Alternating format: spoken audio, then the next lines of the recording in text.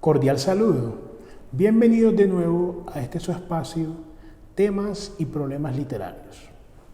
En esta ocasión, y continuando con la dinámica del canal, vamos a tratar de una manera introductoria, por supuesto, de una manera sucinta, porque es un tema que no se va a agotar.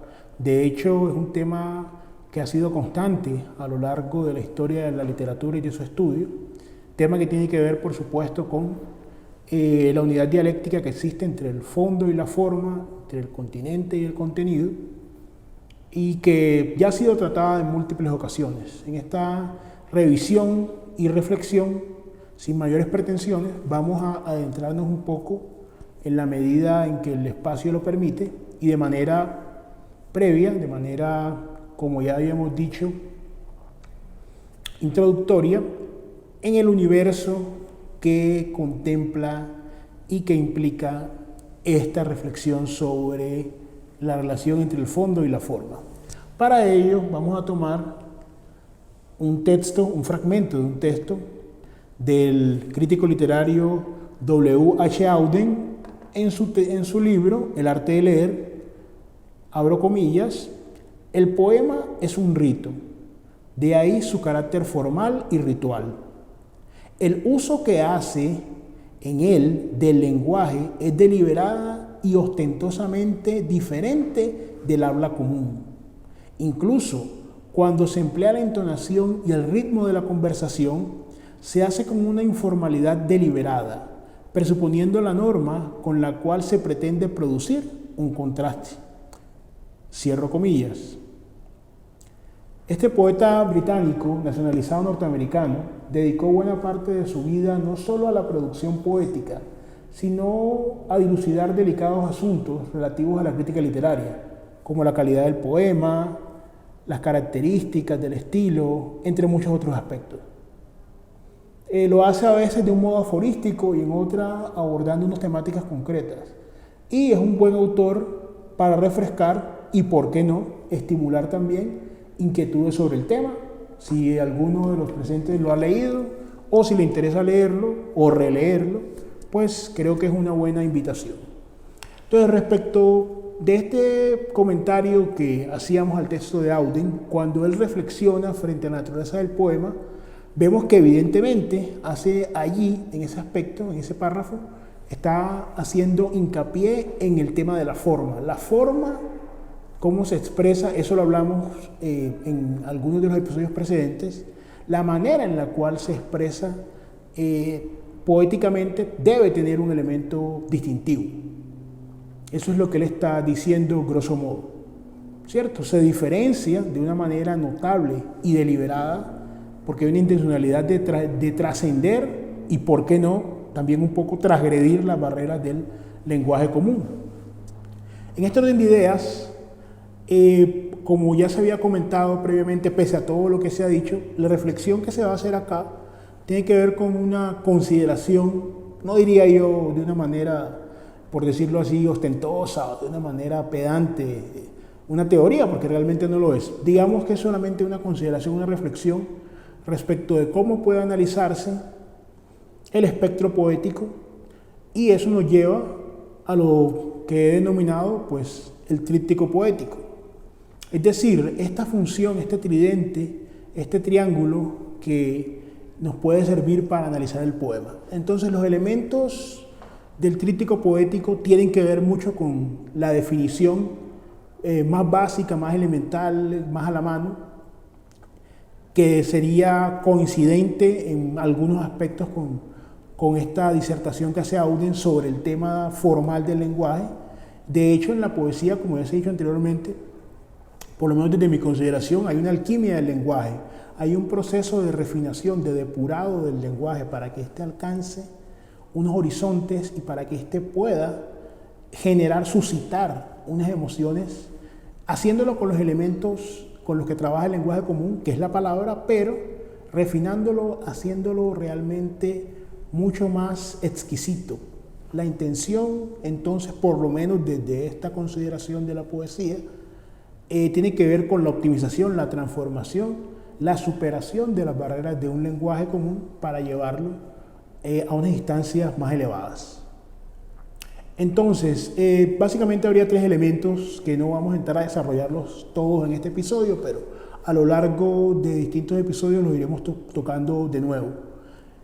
El primer elemento que se logra identificar, discernir en un poema, tiene que ver con las imágenes, ¿cierto? Las imágenes están relacionadas con lo simbólico y generan en el sujeto una capacidad para evocar, ¿cierto? Es fundamental darse cuenta si en un poema hay muchas imágenes que lo recargan, ¿cierto? Que no le permiten fluir, que se vuelven juegos de entretención de la palabra del escritor o del poeta en este caso.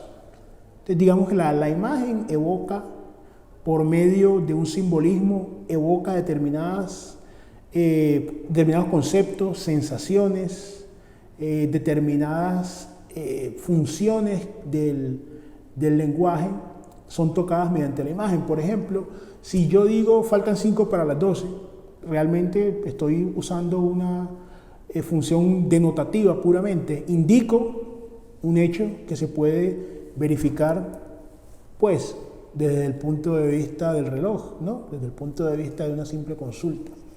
Pero si se comenta, por ejemplo, que la medianoche encapsulada estaba a punto de deslizarse de entre los barrotes de las manecillas, así en ejercicio vemos que, al margen de que sea afortunada, ¿no?, la persona que lo redacta de esa manera trata de decir que efectivamente la medianoche, más puntualmente la medianoche, trata pues o está a punto de sobrepasar, de escapar del reloj, de llegar a la manecilla después de las 12. Entonces la imagen que se evoca, ¿cierto? Cuando se habla de las manecillas de la medianoche, básicamente ahí hay una imagen que nos va a traer un objeto y unos conceptos como el tiempo. También depende pues de en cuánto tiempo, y vamos a pasar al otro aspecto. Entonces tenemos primer aspecto del tríptico, la imagen; segundo, el sentido, es decir, el sentido, como ya hemos visto en la primera expresión, faltan 5 para las 12, el sentido es puramente denotativo, es un sentido que nos quiere indicar un hecho objetivo o verificable, no pretende transgredir, no pretende conmover, pretende sencillamente indicar algo. Pero al tratar de ir más allá, en cuanto a la intención comunicativa y la dirección de esa intención dentro del sentido, que sería el segundo elemento, nos encontramos con que pasamos a un aspecto ya de orden connotativo, que va hacia el significado, va un poco más allá de una simple indicación horaria, la distancia que hay, ¿cierto?, para determinar más allá de las 12 de la noche. Ese sería pues un sentido con una intención poética. Otro elemento que también podemos ver tiene que ver con el tercero, que definitivamente es el espacio. Entonces tenemos la imagen, el sentido y el espacio. ¿El espacio a qué se refiere? A la extensión.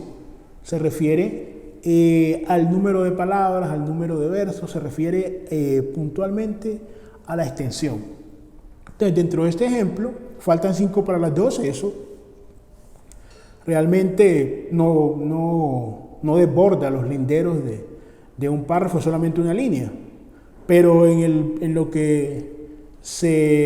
ejemplo pues que se tomó hace un momento, elaborado pues en función a faltan 5 para las 12, cuando se dice que la medianoche, impaciente por deslizarse, por escurrirse de la cárcel o de los barrotes de las manecillas del reloj, ustedes ven que efectivamente hay más espacio de 5 para las 12, ¿cierto? Hay un poco más de espacio. Entonces es una forma de abordar lo poético desde este tríptico, de analizar, de mirar en un poema realmente si las imágenes, si el número de imágenes que usa el poeta realmente corresponden, ¿cierto?, con el sentido de lo que quiere evocar. Por ejemplo, en este caso, las manecillas como imagen, como símbolo, son o tienen una correspondencia. Esto no va a ser nunca simétrico, matemático, exacto, no, pero es muy aproximado. El sentido, evidentemente, la intención comunicativa y la dirección del mensaje trata de transgredir, está de acuerdo con la alquimia del lenguaje, trata de transgredir el lenguaje común y trata de superarlo, de refinarlo. Y en cuanto a la extensión, está determinada, ¿cierto? Es una extensión acorde con la imagen que se usa, manecillas de reloj, con el sentido poético, en un par de líneas o en un solo verso. Esto, por supuesto, está abierto a muchas discusiones porque encontramos realmente textos que, por ejemplo, tienen muchas imágenes, están muy recargados en la imagen. Textos que el sentido se va diluyendo porque la imagen afecta al sentido, se va diluyendo, se va haciendo cada vez más difícil de apreciar. Y el espacio, que por supuesto es una medida más objetiva que las otras dos, eso lo iremos desarrollando, el espacio también, evidentemente, aumenta. Entonces, se trata de buscar en ese tríptico, en ese triángulo, realmente una equivalencia, ¿cierto?, entre todos los lados del triángulo. Esa es la idea. Lógicamente que esta geometría poética no se va a obtener y puede ser llevada a alguna controversia, pero es importante, consideramos, tener en cuenta algunos elementos y que cada uno vaya desarrollando sus propios elementos para analizar un poema, pues porque por defecto muchas veces se admite, se acepta o se debe considerar poético un texto cuando realmente no hay unos elementos desde los cuales se pueda partir, por lo menos, no categóricamente sentar cátedra, ni mucho menos tratar de dar la última palabra, pero sí partir de unos elementos aproximativos a una construcción más racional y organizada del poema y de su análisis. Agradecidos entonces con ustedes por haber escuchado este contenido. Nos estaremos viendo en el próximo capítulo.